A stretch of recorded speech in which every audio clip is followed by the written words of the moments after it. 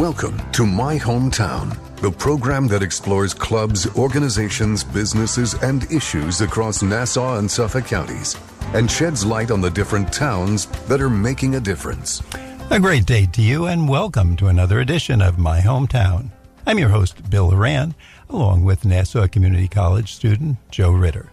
Our special guest today is Dr. Hadassah Guttmann, pianist, and Julie Mandel, composer. Dr. Hadassah Guttmann is an accomplished concert soloist, educator, author, and holds a Ph.D. from NYU. She is presently teaching in Nassau Community College and the Lucy Moses School in Manhattan.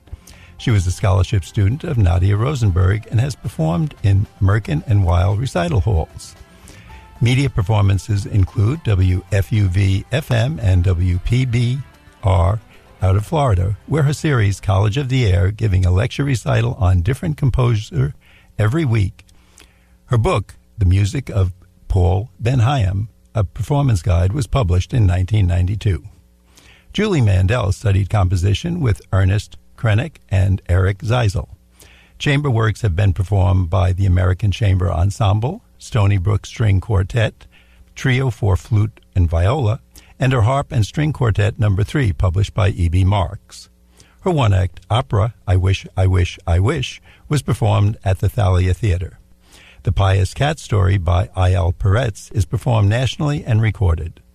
Her theater works include Subway Suite at Queens College, A Glorious Day at the New York Theater, and La Grande Café by Theater Works.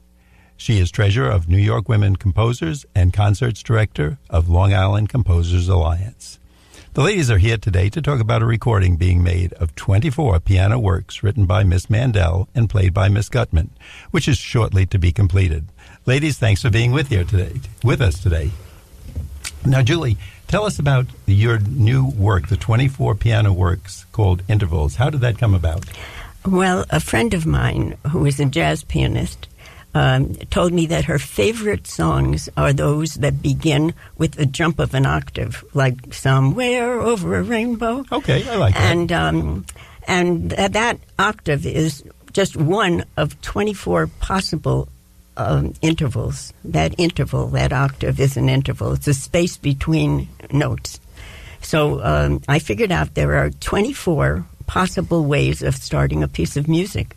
And I decided that I would write 24 piano pieces, and each one of them begins, the first two notes of each of them begins with a different interval. Almost like an alphabet to the rest of us. That's right. Is that correct? Like the first one is a half a step up, and the second one is a half a step down, the third one is a whole step up, and now, the fourth. This sounds like a lot of work. How long did it take to write this? About a year. It did? Oh, so yeah. This is a year's project? Yes. Joe? So how did Hadassah come to get involved in this? Well, Julie was in my house one day and put the music in front of me, intervals. We had a few people there, and I sight read it. That means I looked at it for the first time, and it just grabbed me right away. I enjoyed it very much, and I think Julie heard that and enjoyed my rendition of it. Just like a natural combination coming together and both of you being able to work together. That's right. Now, Julie, how did it come about for you to write music? Well, I was inspired by George Gershwin, you might say. I was listening to the radio as a child and heard this piece of music that just gave me goosebumps, and I just had to find out what it was. I waited until the end and found out that it was Rhapsody in Blue by George Gershwin. And I knew then that was what I wanted to do. What a great story. Yeah. I mean, if you can find your passion like that, that's right. The winner for all of us. Yeah, I think I was about 12, You listened to the whole Rhapsody in Blue at 12. That's a long song. Well, I loved every bit of it. But you know, a quarter interest, isn't that great? A quarter interest, and that's your career work, right? It's Being true. a writer. It's true. Yeah, I listened to that song once. The first time I listened to it, I couldn't get through the whole song. It was very long. Because in the middle, it gets kind of slow, and then it builds back up. I guess it was the slow part I loved the best because it had harmonies that really thrilled me. That's awesome. I love that. So that's how you came to. So how did you come to play the piano then? So we're going to go a little back and forth, learn about you guys. Okay. As a child and an only child, I guess I was a little lonely, and I I was very fortunate in that both my parents had beautiful, beautiful singing voices, especially my mother. And my mother was also a fan of Gershwin and loved Porgy and Bess and used to sing Summertime, which I really loved. And then when I was about 6.5 or so, she took me to hear Porgy and Bess. And I fell in love. I not only did I fall in love with the music, but I came home hysterical while Porgy was crippled. And she said, it's a show. But anyway, we had an old piano in the house. And I went to the piano, and I never had a lesson before, but I began picking out the tunes, and my parents could recognize it. So they decided at that point that this might be time for piano lessons, and we started with a elderly lady in the neighborhood, a Viennese woman who started me off when I was about already 6.5, 7. And a family friend told us about the then Hebrew Art School, which is today the Lucy Moses Music School, Merkin Concert Hall in the city in Lincoln Center. And when I was taken there, I was fortunate enough to receive a scholarship. All from falling in love with this one piece. And when I began to play, really, they had me play in patrons' homes and so on.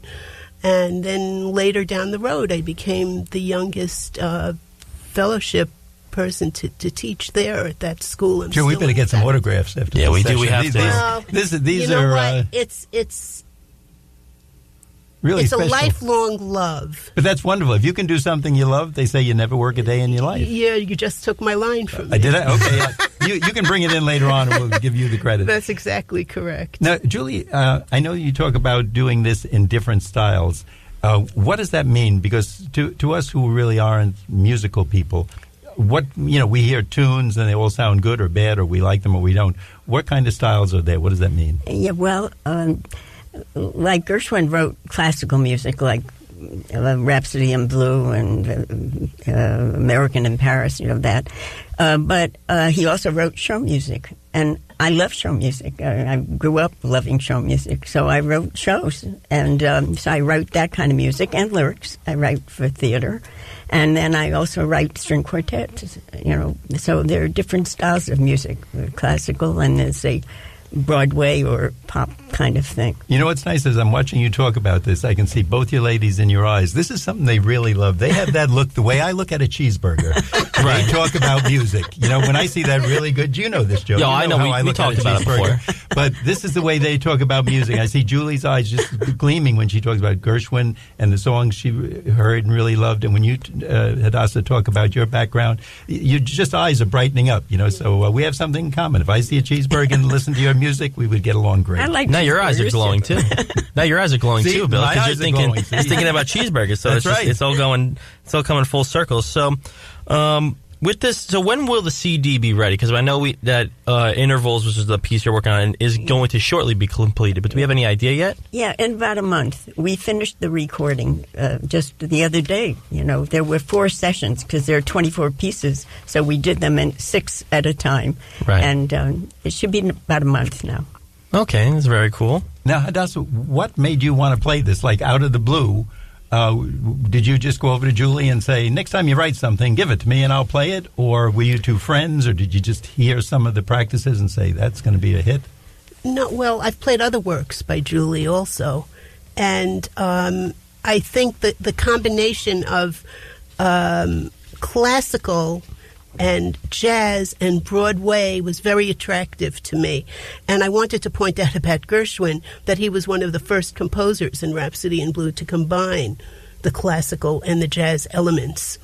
So Julie is I'm just extremely talented composer. You saw Subway Suite. That was your first introduction to me, I think. Oh, well, yes, Julie wrote Subway Suite, Suite, and it was just absolutely wonderful. And then we had it was done at Queens College. It was done at Queens College with a string quartet, I think. And a cast of millions. A cast of millions. And a cast of millions, right.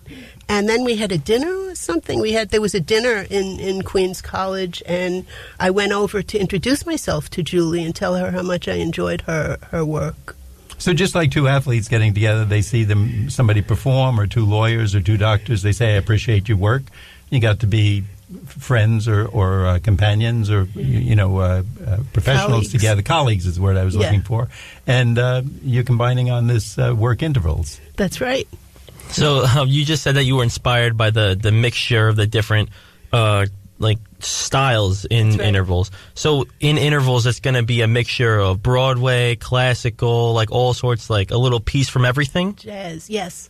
Okay, so it's like a big like. And you can even hear touches of Gershwin in it. Absolutely. Whenever I hear Julie's work, I could hear how she was moved by his music. And that's while working on this, and it took a year. Are you able, and again, I have no musical background, but are you able to do other things, or are you just kind of locked away in a room doing this? Or can you do other musical activities? I could do other musical activities, but if you want to bring it to a certain level, and you're going to be recording it, it's you really, in a way, you're locked in a room. In a way, you are. Not that I don't do anything else, but I know the quickest way to get someone to do something musically is to say, well, there's a recording or a concert coming up. And then you just have Puts to. the pressure on. Yeah. Now, again, not being, and Joe, I don't know if you're a musical person, but do you ever get that day where you say, oh, I'm just going to put on Dr. Phil and Jerry Springer, and I'm not going to work on this and play hooky? You remind me of, I studied with Professor Leon Palmers at Queens College. And one time I was playing the Chopin Ballades, and I had a pretty big concert coming up. And, everybody gets a little bit anxious before. So he joked with me, and he said, he should rest in peace. He said to me, right before you go out on the stage and there's an audience of a few hundred people, this is not the time to ask yourself, why did I go into music? You don't do that. You have to trust yourself and know the best solution to that is an excellent preparation. When you know you've done, it's any subject, not only music, but particularly music, because it's live. Oh, that's right. It's a live performance, and you make a mistake, that's it. You have to keep going, You guys now, obviously, you two nice ladies, you don't look like athletes the way we picture the football players, 6'4", 300 pounds, etc. But really, your life is the same thing. You have to be primed for that because you're going live. When they play a game, that's one shot. If they make an error, miss a pass, it's over. Let me tell you something interesting that I read. Music is an art, but it's also a discipline. And what we have to do, we have to use every part of the body. We have to use our ears and our eyes and kinetic and touch. Oh, I'm sorry, I shouldn't touch that. And she says touch and hits the microphone. Yeah, and even our legs for the pedals and the repetition and all. A doctor actually described musicians as small muscle athletes. I think that's a great way. And that's a great lead-in because at this point in the show, we're actually going to hear one of your pieces. Oh, how wonderful. So if we're quiet, we'll get to hear it, and so will our audience.